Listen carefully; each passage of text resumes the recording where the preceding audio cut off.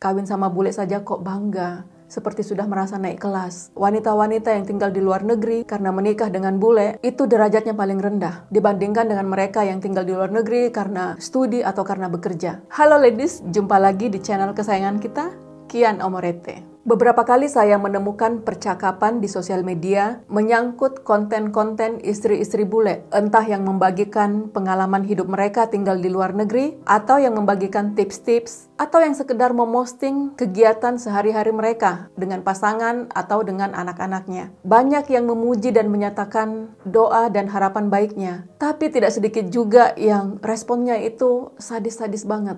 Why? Kok bisa orang-orang mengungkapkan kata-kata seperti itu di ruang publik pula? Saya sampai mendaftarkan beberapa jawaban yang saya temukan untuk ini.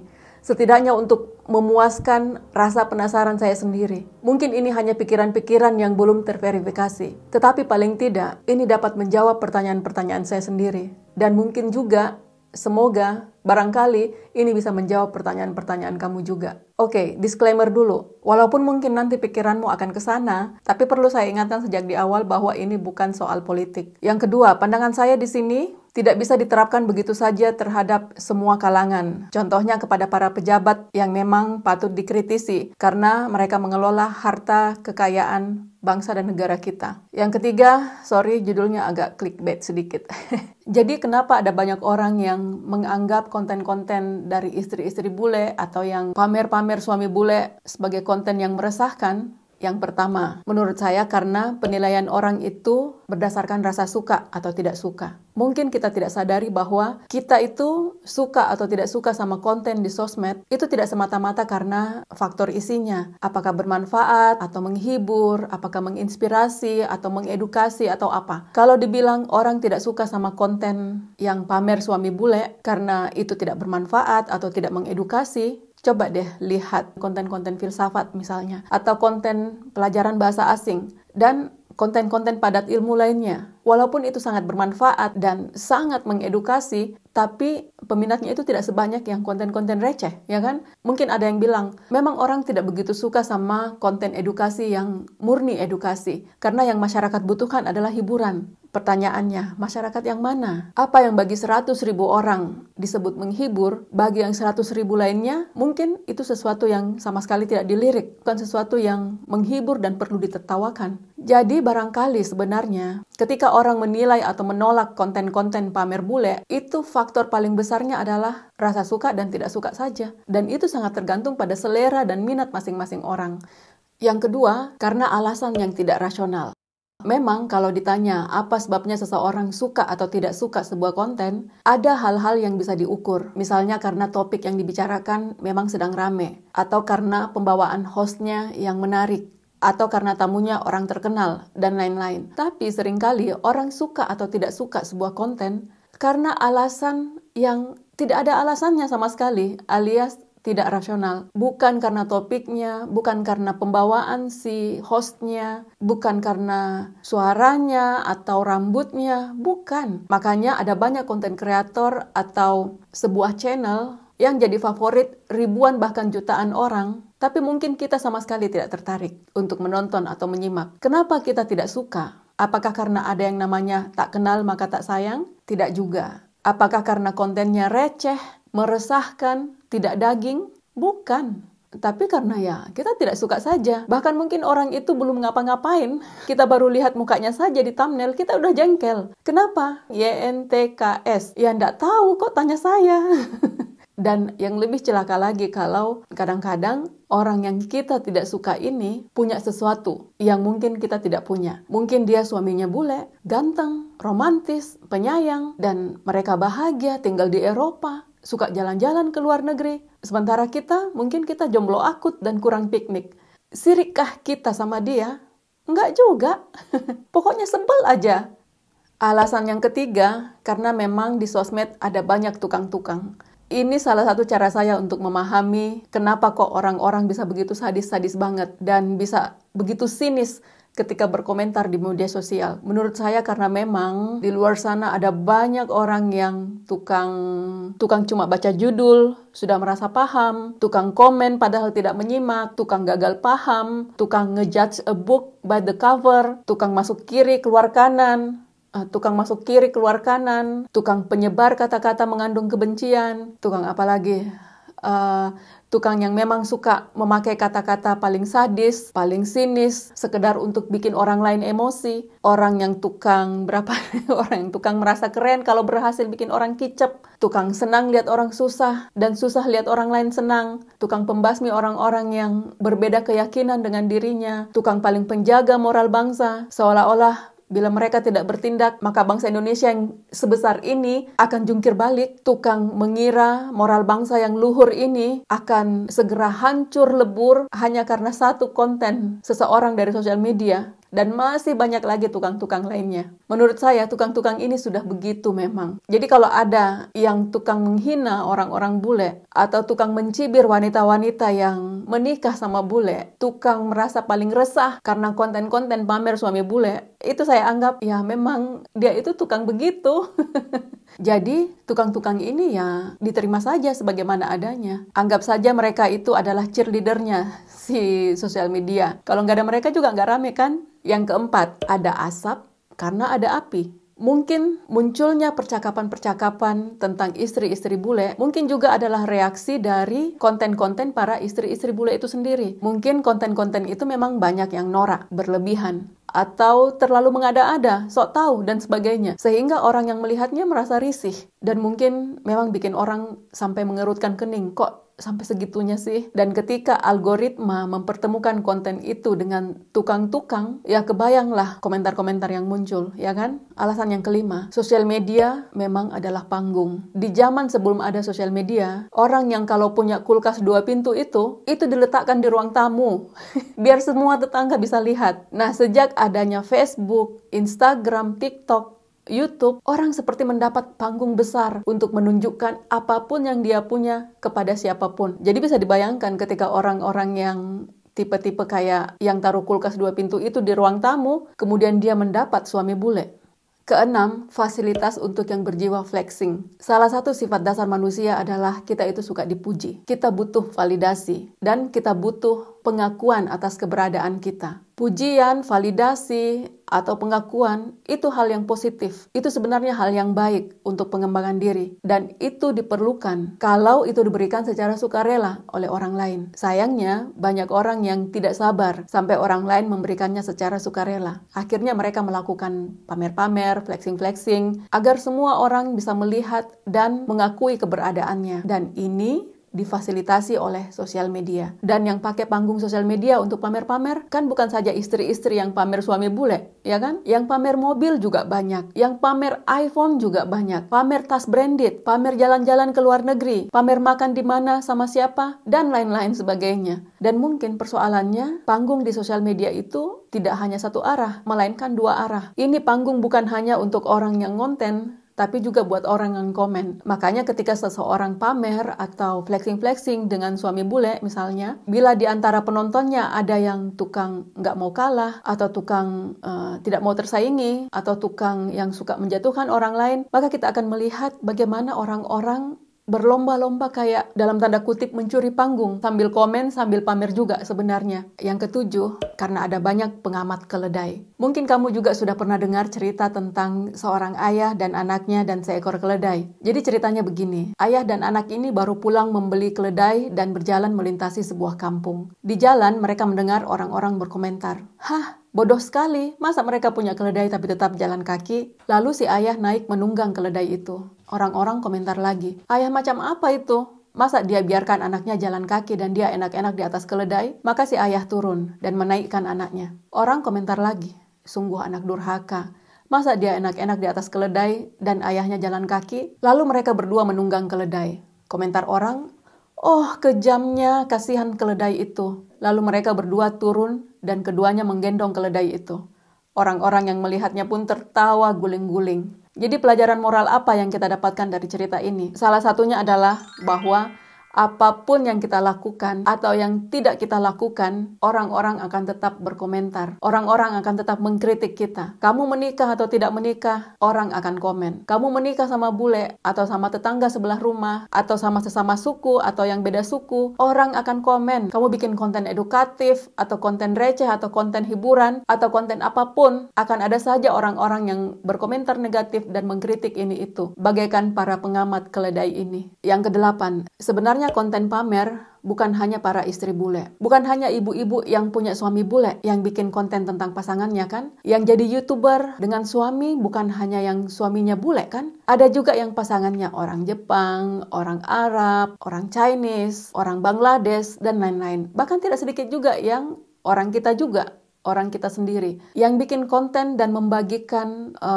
tentang momen-momen kehidupan mereka sehari-hari. Juga ada yang istri para pejabat, istri pengusaha, pasangan selebritis, istri tentara, istri polisi, istri pegawai bank, pegawai pajak.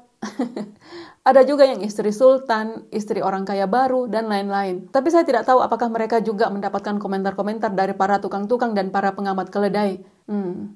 Coba tuliskan di kolom komentar bagaimana pendapat kamu. Kesembilan, pembenci adalah pengagum yang labil. Banyak orang yang seperti suka sekali mengamat-amati kehidupan orang lain. Tujuannya untuk mencari-cari kesalahan atau kelemahan orang itu. Kalau ketemu yang mereka cari, mereka akan puas sekali dan tidak lupa meninggalkan komentar-komentar mereka yang beracun. Sebenarnya kan logikanya, kalau kalian tidak suka, kan tinggal di-skip saja. Tapi banyak orang yang suka banget sama orang yang mereka tidak suka. Mereka benci, sebel, tapi kenyataannya, tiap hari mereka di situ saja. Ditongkrongin terus orang yang mereka nggak suka itu.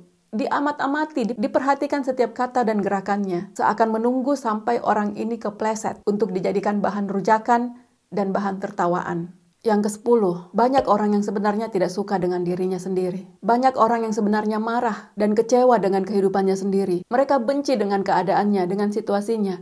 Dan mereka akan melakukan apa saja untuk membuat orang lain juga merasa benci dengan dirinya sendiri. Mereka akan membuat orang-orang juga merasa tidak suka dengan dirinya sendiri. Mereka akan menyampaikan komen-komen yang menghina dan merendahkan kita karena mereka itu ingin membuat kita jangan merasa senang, supaya kita jangan menunjukkan kebahagiaan kita. Dengan komennya itu mereka ingin supaya kita merasa pahit juga dan supaya kita juga tidak suka dengan diri kita sendiri. Yang ke-11, boleh beda asalkan tidak sekelas. Maksudnya begini, kalau yang pamer-pamer suami bule itu memang seorang artis atau selebritis atau wanita-wanita yang memang anak sultan, kebanyakan orang tidak masalah. Ya kan? Karena memang mereka tahu bahwa itu bukan lawannya, bukan kelasnya. Orang-orang biasa atau orang-orang kebanyakan itu akan tidak merasa terganggu kalau yang tampil itu adalah wanita yang jarak sosialnya memang tidak terjangkau oleh mereka. Tapi lain cerita kalau kita sama-sama orang biasa, kita sama-sama pribumi, kita sama-sama kulit gelap, kita sama-sama orang miskin. Tapi kok si wanita itu yang dapat suami bule? Apalagi kalau si pengamat keledai ini merasa lebih cantik, merasa lebih halus mulus, lebih berpendidikan, lebih speaking English, dan merasa lebih berhak untuk hidup lebih baik. Dari sinilah mungkin barangkali keluar komentar-komentar itu. Bule suka muka pembantu lah, dasar bule hunter lah, menikah sama bule saja kok bangga, dan apalah. Yang ke-12, orang suka pakai standar ganda. Maksudnya, banyak orang yang ketika mereka menilai orang lain, mereka menggunakan standar yang rendah atau yang negatif. Tetapi ketika itu menyangkut dirinya sendiri, mereka menganggap itu standar yang tinggi atau positif. Contohnya, ibu rumah tangga yang suaminya bule dan tinggal di luar negeri, khususnya di Eropa, Australia, dan Amerika, apabila mereka mengerjakan pekerjaan-pekerjaan rumah tangga sehari-hari, itu dicap diperbabu suami. Sedangkan ibu-ibu rumah tangga di Indonesia yang juga mengerjakan pekerjaan rumah tangga yang sama, mengurus suami dan anak-anaknya dan mengurusi rumah tangganya sendiri, itu disebut ibu atau istri yang sayang keluarga, dan dia dipuji sebagai itulah pengorbanan seorang istri. Yang ke-13, banyak orang yang memakai cara hidup di Indonesia untuk menilai cara hidup orang masyarakat Eropa atau masyarakat Barat. Rupanya banyak orang yang melihat dari vlog-vlog di sosmed bahwa istri-istri bule di luar negeri itu apa-apa itu dikerjakan sendiri, tidak pakai asisten rumah tangga. Kasihan amat. miskin amat, gak bergengsi banget. Masa suami bule dan tinggal di luar negeri tapi masih apa-apa dikerjakan sendiri? Karena mereka membandingkan, kalau di Indonesia, orang yang baru kaya sedikit saja, itu sudah bisa pakai ART 2, lengkap dengan supir, bahkan mungkin dengan babysitter. Padahal, mom, itu hidup yang berbeda. Pertama, sistem masyarakat kita berbeda. Yang kedua, sistem pekerjaan berbeda. Yang ketiga, orang-orang dalam masyarakat barat, termasuk yang laki-laki, itu sudah dididik untuk hidup mandiri, untuk bisa hidup mengurus dirinya sendiri. Tapi sudahlah, kadang-kadang memang tidak semua perlu dijelasin. Tidak paham juga nggak apa-apa kok. Yang ke-14, rupanya banyak orang yang belum terbiasa dengan perbedaan. Di dalam masyarakat kita, masih banyak dari kita yang belum terbiasa dengan perbedaan. Ketika ada tetangga baru misalnya, yang cara hidupnya berbeda, yang lain mungkin akan merasa curiga dan merasa terancam. Bayangkanlah bila orang-orang seperti ini masuk ke ruang publik di sosial media dan mereka melihat di dunia sosial media ada begitu beragam cara hidup orang. Begitu berbeda-bedanya orang-orang, baik kebiasaannya, nasibnya, hal-hal apa yang membuat mereka bahagia, dan lain-lain. Kalau orang-orang yang belum terbiasa dengan perbedaan ini melihat semua itu, akibatnya ya itu mereka bisa kalap. Dan seakan-akan mendapat tugas dari langit untuk membasmi semua orang-orang yang berbeda itu. Untuk membasmi semua perbedaan, biar semuanya sama seperti dirinya. 15. Ekspresi diri. Jangan-jangan wanita-wanita yang kita nilai memamerkan suami bule itu, mungkin sebenarnya mereka tidak merasa bahwa itu pamer. Mungkin bagi mereka itu hanya bentuk ekspresi diri mereka. Mungkin karena mereka memang bangga dan bahagia dengan pasangannya. Kalau ada yang menikah lalu tidak bangga dan bahagia dengan pasangannya, justru itu ada yang salah, ya kan? Yang ke-16, dokumentasi dan selebrasi. Ada juga orang yang alasannya membuat konten tentang keluarganya sebagai sekedar dokumentasi. Itu sah-sah saja kan? Ada orang yang membuat dokumentasi keluarga dengan cara membuat buku autobiografi. Ada yang mungkin sekedar membuat album foto keluarga. Tapi zaman sekarang, dengan fasilitas sosial media, orang membuat channel untuk menyimpan kenangan-kenangan mereka. Dan yang mungkin bikin orang banyak salah menilai adalah ketika orang menilai postingan orang yang sedang merayakan sesuatu, sedang selebrasi, untuk mungkin mengekspresikan kebahagiaan mereka, atau sekedar untuk mengabadikan momen-momen keluarga mereka. Dan kemudian orang memandang itu sebagai pamer-pamer, flexing-flexing, atau mungkin ada yang menilai, kenapa cuma kasih lihat yang baik-baik saja? Kenapa cuma kasih lihat yang happy-happy saja? Lah, namanya juga selebrasi kan? Orang cuma memperlihatkan momen-momen terbaik dalam hidup mereka. Tapi kalau dinilai itu gimana-gimana, ya terserah Lesti aja. Yang ke-17, ilusi telepon genggam. Karena pemirsa menyimak hanya dari genggaman tangannya, maka orang-orang merasa lebih akrab, lebih dekat. Bahkan seakan-akan si influencer bicara langsung kepada dirinya. Akibatnya, kata-kata si influencer diterima secara personal. Kita pikir itu ditujukan khusus buat diri kita. Dan kadang-kadang orang-orang yang merasa relate, merasa kena banget, mereka akan serasa tertampar dan mungkin akan marah dan tersinggung. Padahal dari sisi si influencer sendiri, dia bicara tidak khusus kepada satu orang yang merasa itu. Yang ke-18, bekas-bekas kolonialisme. Masih sangat jelas dari komentar-komentar orang-orang di ruang publik, betapa orang-orang masih belum lepas dari zaman kolonialisme. Masih banyak orang yang menganggap bahwa semua orang kulit putih itu pasti orang Belanda, Londo, penjajah, VOC, musuh bangsa. Kok berani-beraninya kamu kawin sama dia? Bangga pula. 19. Pengaruh geopolitik Barat dan Arab. Barangkali ini hubungannya masih sangat jauh. Tetapi barangkali ada juga pengaruhnya. Bahwa dalam masyarakat kita, banyak orang yang terpengaruh oleh persaingan politik Barat dan Arab. Entah itu persaingan atau perang dingin atau apalah. Sebagian orang kita lebih menerima hal-hal berbau Arab daripada hal-hal yang berbau Barat. Kemudian itu dipertentangkan atau dibanding-bandingkan. Dalam pandangan mereka yang blok Arab, bule adalah bangsa kulit putih, adalah Barat. Mereka adalah musuh bangsa, musuh masyarakat, tidak bermoral, tidak beradab, apalah. Kebayang kalau mereka ini menikah dengan wanita kita. 20. Badut-badut sosial media. Dunia sosial media, core-nya menurutku adalah memang hiburan. Makanya konten-konten receh-receh, konten lucu-lucuan atau konten ringan-ringan, itu jangkauannya memang lebih besar daripada konten-konten edukatif. Makanya tidak sedikit orang yang demi mendapatkan view, mereka menjadikan dirinya lucu atau membuat pasangan dan anak-anaknya sedemikian rupa untuk membuat orang lain tertawa. Sehingga sadar atau tidak sadar, mereka menjadikan dirinya objek untuk ditertawakan dengan dalih untuk menghibur, sambil menginspirasi, atau sambil mengedukasi masyarakat. Tidak ada yang salah dengan ini. Tapi semoga saja mereka sadar dan siap dengan segala konsekuensi yang didapatkan, baik sekarang maupun di masa depan. Misalnya, barangkali 10 atau 20 tahun ke depan, ketika anak-anak sudah tumbuh dewasa, mungkin mereka baru merasakan akibat negatif dari konten-konten yang ibunya publikasikan tentang mereka ketika mereka masih anak-anak. 21. Banyak orang mengabaikan batas-batas ruang privatnya. Menjadi fenomena zaman sekarang. Memang, orang-orang mempublikasikan ruang privat mereka. Waktu-waktu pribadi dengan pasangan dan anak-anak, mereka publish ke sosial media. Padahal, menurutku, tidak semua orang dapat menerima keterbukaan kita dengan bijaksana. Dan tidak semua orang sebenarnya pantas untuk mengkonsumsi ruang-ruang khusus kita dengan keluarga kita. Walau banyak orang memang melakukannya, belum tentu itu baik. Dan belum tentu itu tidak mendatangkan penyesalan di masa depan. 22.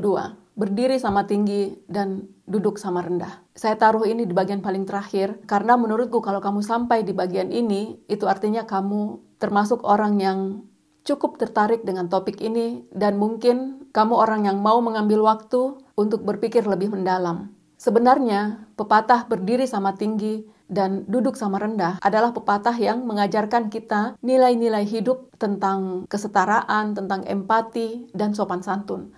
Namun pepatah ini seperti koin dengan dua sisi. Pada satu sisi, pepatah ini mengandung makna bahwa ketika kita memiliki kelebihan atau jabatan atau roda kehidupan kita ada di atas, janganlah kita merasa lebih tinggi daripada orang lain. Tetaplah rendah hati dan berempatilah dengan orang-orang yang di bawah kita. Ini ajaran kehidupan yang sangat mulia sekali kan? Namun pada sisi yang lain, pepatah ini mengandung makna yang mungkin secara sadar atau tidak sadar, itu diam-diam tertanam di dalam benak kita, di dalam benak orang-orang, bahwa kita itu seharusnya sejajar. Bahwa seharusnya orang-orang tahu diri, tahu asal-usulnya, tahu di mana posisinya yang pantas. Jangan ada yang berdiri lebih tinggi. Dan yang di bawah hendaknya tahu juga di mana tempatnya. Di dalam masyarakat kita, bagaimanapun ada yang namanya kelas-kelas sosial. Kelas-kelas sosial itu saling kenal dan punya circle-nya masing-masing. Cara mereka saling mengenali adalah dari simbol-simbol sosial dan standar-standar ekonomi tertentu. Seperti misalnya mobilnya apa, rumahnya di mana, nongkrongnya sama siapa, liburannya kemana, HP-nya apa, dan sebagainya.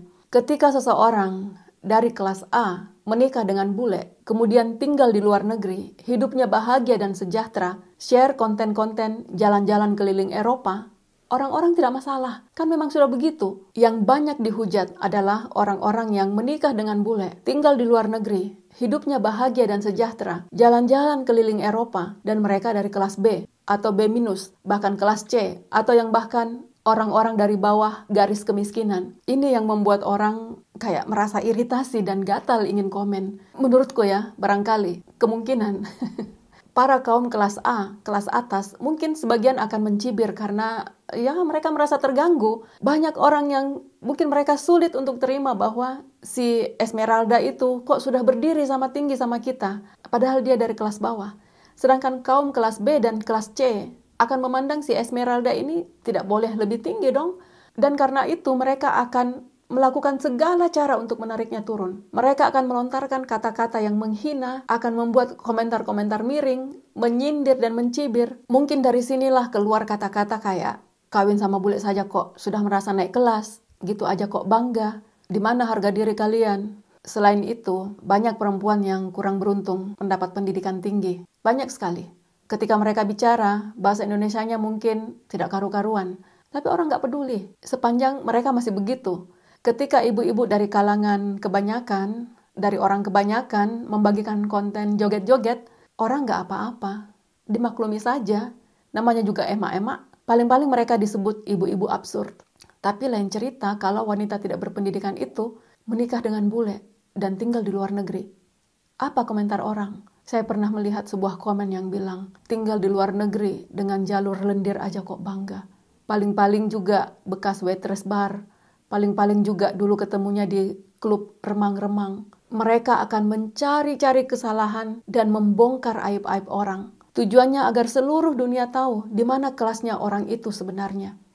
Dan supaya yang bersangkutan tahu dan sadar di mana tempatnya yang seharusnya. Kamu tidak boleh lebih tinggi. Tempatmu ada di bawah sini. Kelasmu ada di sini. Kamu harus duduk sama rendah dengan kami. Kamu tidak berhak duduk atau berdiri lebih tinggi daripada kami. Menurutku, sifat itulah yang menurutku meresahkan. Saya ingin tahu bagaimana pendapat kamu untuk nomor 22 ini. Silahkan bagikan di kolom komentar. Begitu dulu ya ladies. Semoga bermanfaat. Salam dari Jerman. Tschüss.